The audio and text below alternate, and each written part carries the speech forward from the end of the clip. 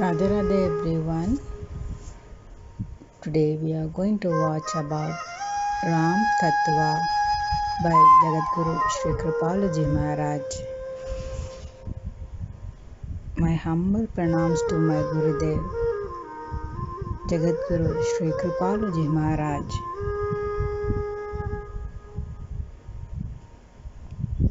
Jagadguru Sri Kripaluji Maharaj has not only given the divine knowledge about Sri Ram Tattva, but due to his compassionate, merciful nature, he has given the world the precious treasure of the divine forms of Sitaram and Radha Krishna for us to meditate upon. All glories to Jagadguru Sri Kripalu Mahaprabhu ki Jai. And we are going to have a beautiful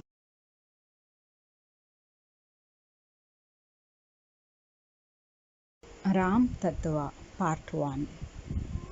You are chanting Ram's names. It is essential to know who is Ram. If you understand who is Ram, then you won't need to say Ram, Ram several times. Ram is Brahm. Who is called Brahm? One who is the biggest and makes others big is called Brahm. So, what is big? There are several big things. You have a 6 feet tall object and you place a 7 feet tall object next to it. The 7 feet tall object is bigger than the 6 feet. Being big is relative. If you keep an object larger than the first, the second is called bigger, and if you keep an object larger than the second, the third is called bigger. There is a whole sequence of things that are growing in size. So, how big is Brahm?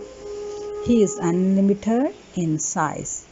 For if he was limited, how could he contain innumerable universes at the time of complete dissolution? Nothing in the entire universe is even equal to him. How then could anything be bigger than him? His size cannot be described in words. He has infinite names, infinite attributes, infinite pastimes, infinite powers, infinite creations, and infinite saints. You might say, well, God is like that. It is comprehensible, but here we are talking about Ram, the son of King Dashrath, the ruler of a small kingdom called Ayodhya. The Brahm that you are talking about is different. Bhriguji Maharaj asked his father, who is Brahm? His father replied, the one who is origin of infinite creations is Brahm. He does not have to create his creations, nor does he have to say a word or drop a hint to anyone to make it happen. He thinks about it and it happens. That is, his decisions come true. Satya Shankar. Okay, but we are talking about Ram. Ram was not like that. Ram had to bring together a large army to kill Ravan. He lived like an ordinary human being. How can omnipresent God live in a human body? Further still, how can the all-knowing God become so ignorant that he has no idea about the whereabouts of his wife Sita? How can a self-complacent personality feel hungry and thirsty? Not only that, he had to ask his mother Kaushalya to give him a piece of bread. In addition to the above, there is one more question that arises in the minds of material beings. If you say he was an avatar, descension of the Supreme God, then why does that Brahm descend on earth? That is a good question. In the Gita, Lord Krishna gave a very amusing answer, meaning there are three reasons for the descension of God: to kill demons, to protect saintly souls, to establish religion really. You just said that God is Satya Shankar, that is, his resolutions automatically come true. When innumerable cosmic universes dissolve merely by his dissolution, then why does he have to descend to kill ordinary demons like Ravana and Kumbhakarna? Why did he have to take the pain of being born as the son of King Dashrath, walk all the way from Ayodhya to Sri Lanka, and so on?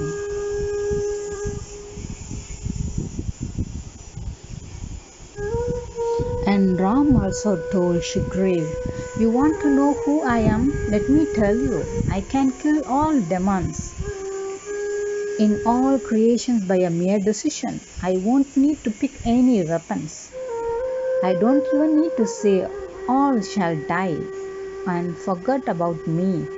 Lakshman can kill all the demons in all universes in a moment. But I have descended on the earth to show people how to behave. I am a practical example of how humans should behave. I have demonstrated what kind of behavior you should have towards your mother, father, brother, and wife. I am a living example of all that. And being a human, I am doing and practically demonstrating all that. I am not showing you my divinity. See, in this world too, when a father who is highly qualified PhD scholar teaches his little child, he does not demonstrate his scholarly abilities. He simply says, "Son, say see." Son says see. Son, say A. Son says A. Son, say T. Son says T. Now son say CAT, cat. This is how he teaches. Do we use an atom bomb to kill a mosquito? Likewise, God does not demonstrate all his powers during his descension. He hides all of them. Still the concept that he had to descend to kill all the demons just not take root. Establishing religion is done by saints, and they are always present on earth for performing that job.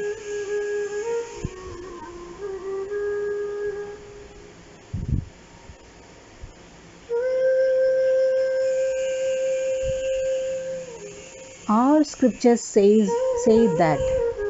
We will hear the second reason. Now let us hear the second reason for God's descension. God has two forms. There are two aspects of God, one without a form and other with a divine form and unique characteristics.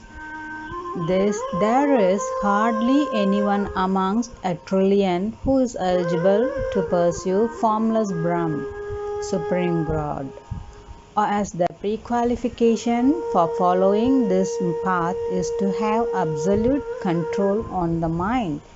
The first Jagadguru, Adi Shankaracharya, stated the entry criteria for those wanting to worship formless Brahm.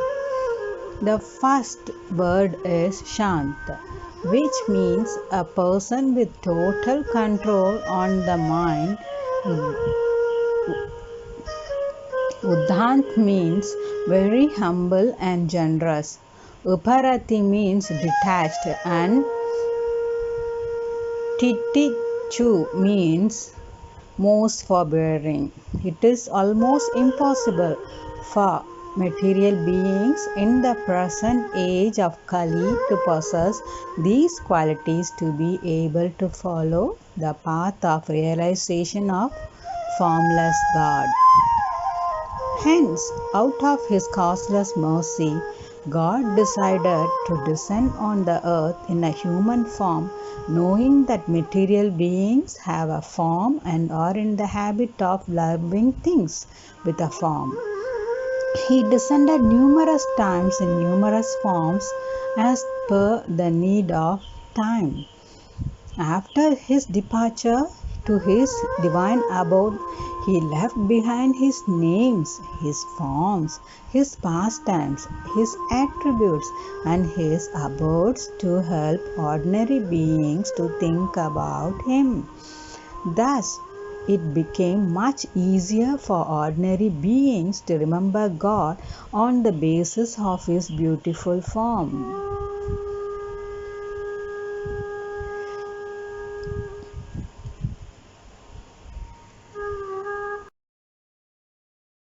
Beautiful forms, pastimes, and attributes, etc.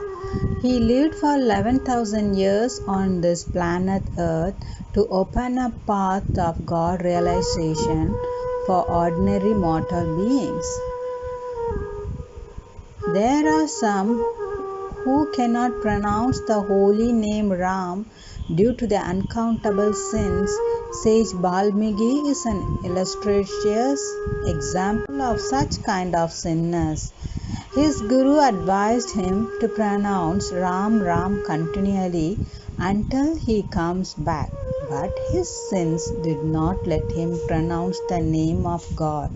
His guru then instructed him to say Mara Mara, phonetically reverse of Rama Rama.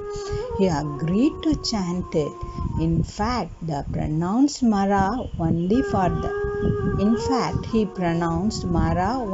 the first time. Thereafter, he unknowingly chanted Ram, Ram, Ram, Ram. His faith in the words of his guru made him chant the name for hundreds of years. God's name decontaminated his heart, and he attained the position of Brahma Rishi in the same lifetime.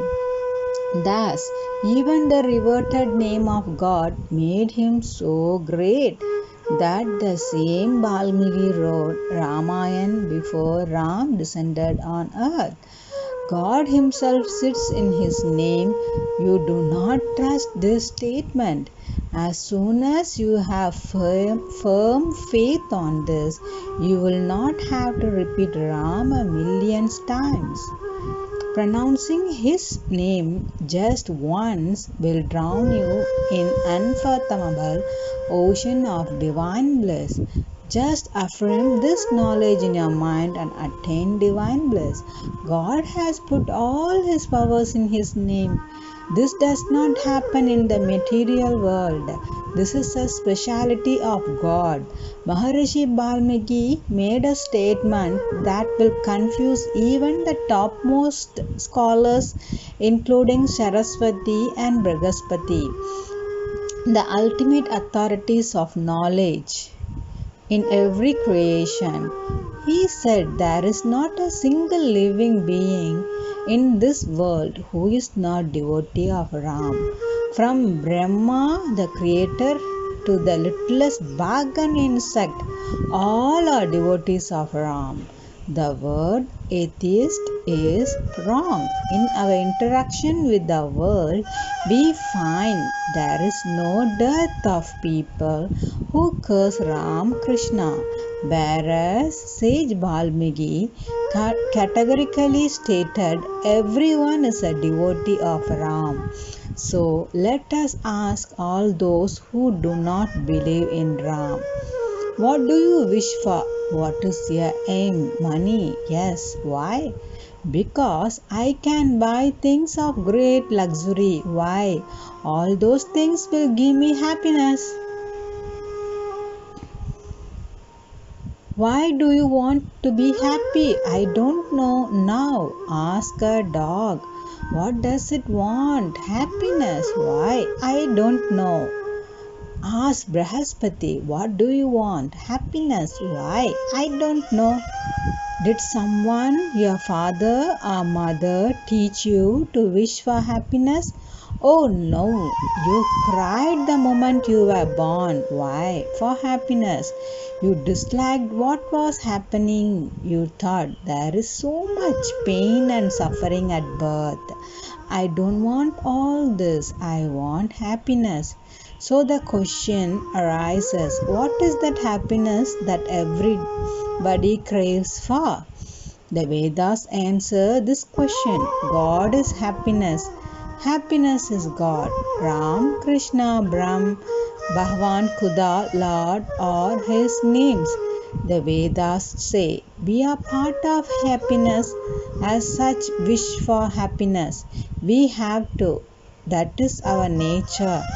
Even if we practice for millions of years to desire for unhappiness, we will not succeed.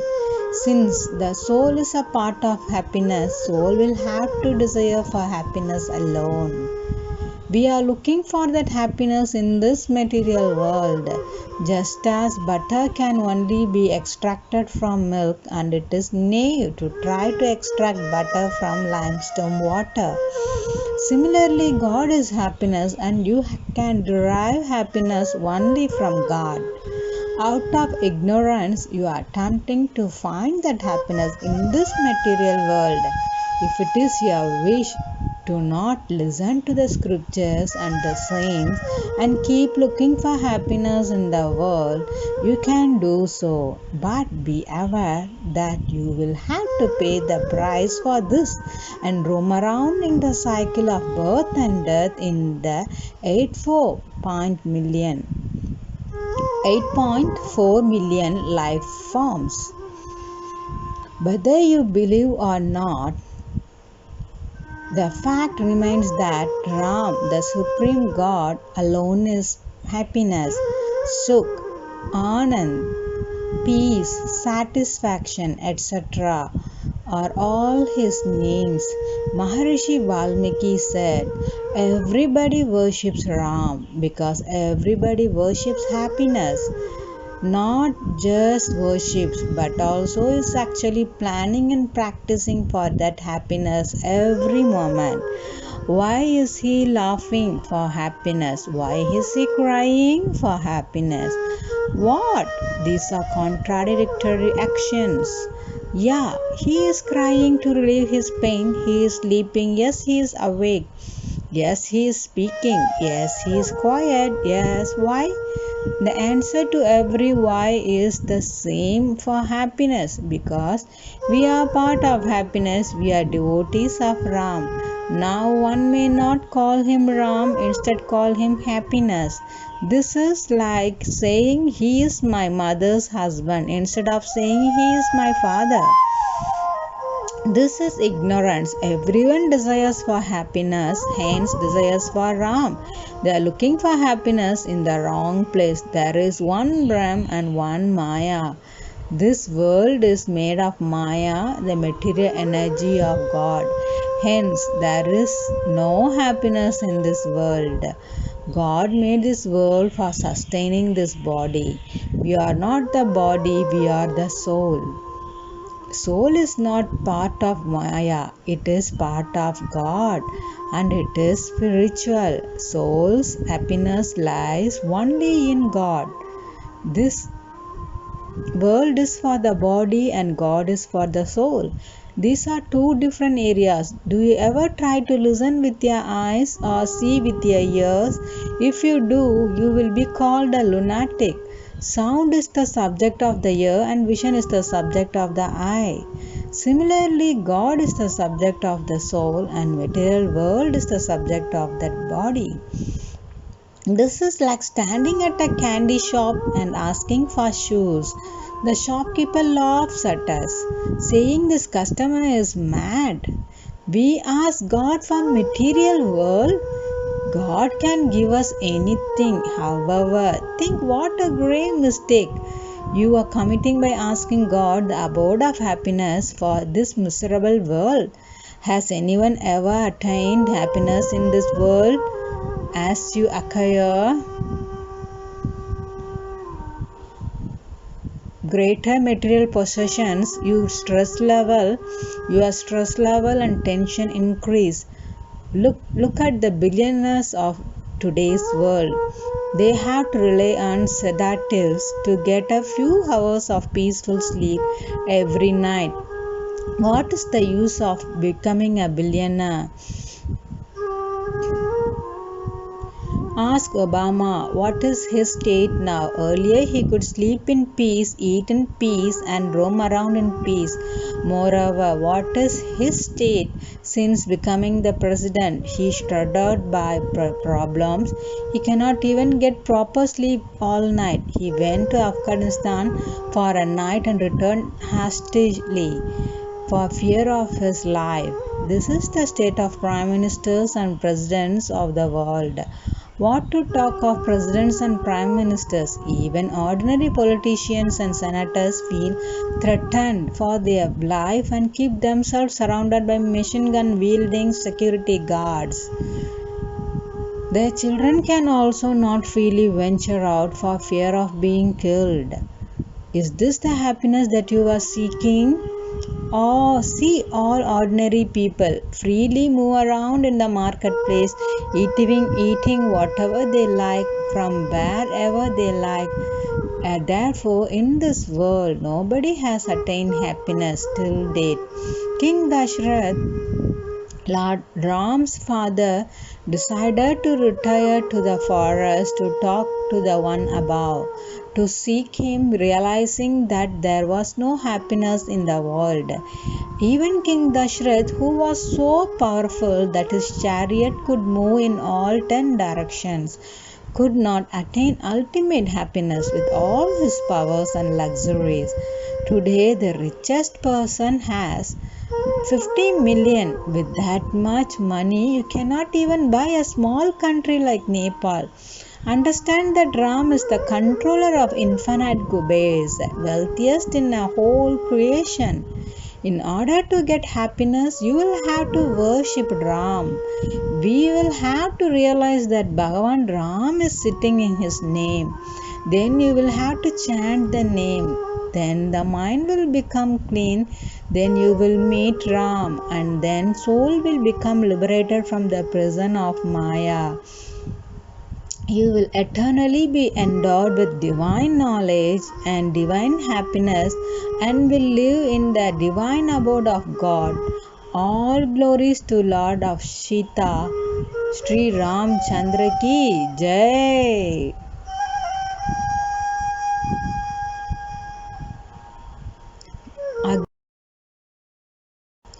Again my humble pranams to my Gurudev, Jagadguru Sri Kripaluji Maharaj, who has given the world the divine knowledge about Sri Ram.